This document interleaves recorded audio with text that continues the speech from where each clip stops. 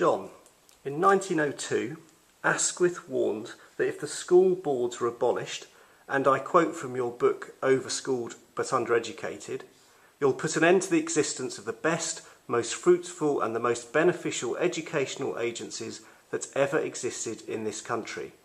So, what happened next? I would argue that Asquith got it totally right, but looking back on it now, we have to understand that 1902 was just the period just after the peak of Victorian power. The Victorians didn't realise that. The leaders of the country in 1902 were convinced that the future security of the country depended upon having very well educated leaders and society as a whole generally kept in its place. And therefore what they saw in the school boards was something that challenged the old grammar schools, challenged the public schools, challenged the church schools. And so they saw that this was devilishly dangerous.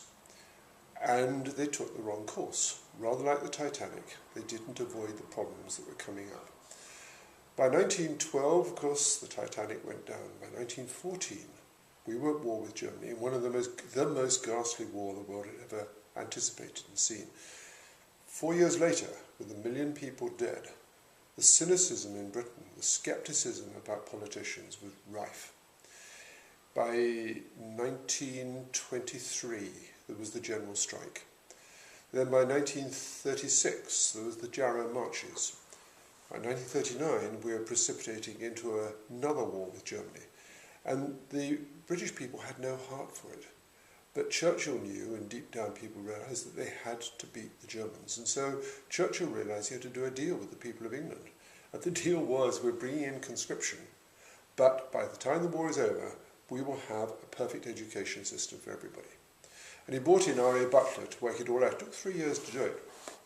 Butler's Act was based on the intelligence test at the age of 11, which conveniently to those classical politicians at the time, they saw that would enable us to sort the population, the children at the age of 11, into 3 types, just like Plato had talked about. The administrators, so the leaders, the administrators, and the rest of the population. And that in itself was sort of 50 years out of date in its thinking. But the one thing he did do was to say, but central government mustn't administer this.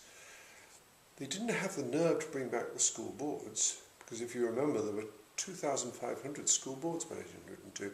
Instead, Butler brought in the idea of local education authorities, of which there were about 140, each being responsible for 300, 400,000 people, fully elected.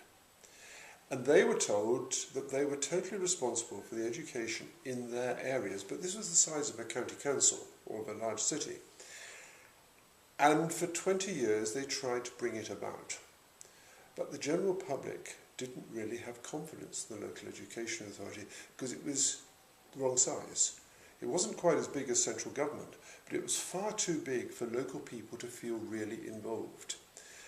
And by 1965, the whole thing was so obviously failing that government turned around and said, okay, we haven't got the tripartite secondary system right. We're going to have comprehensive schools. But, don't say it too loudly, we don't know how comprehensive schools should run. And so rather than government saying, here are the ways that you will turn your present schools into comprehensive schools, government simply said to the local education authorities, each of you work out your own way because we don't quite know how to do it. And we want comprehensive schools everywhere, but you show us how to do it. 140 people, 140 different authorities tried to go in 140 different directions, except they weren't really different. They were just sort of idiosyncratic variations on a theme. And by 1965, a new Prime Minister, Jim Callaghan, taking a look at the overall situation, said this is chaos. And he got up in a famous speech and invited the general public to explore what he called the secret garden of the curriculum. Because, he said, we've got it wrong. But rather than saying we, government and central local government will come together, he invited the population to discuss it. And the end of this sad story is that actually the academics, the education, said, we don't want to be involved with government, we'll leave them to work out their own problems. And that led to the problems of the last 40 years.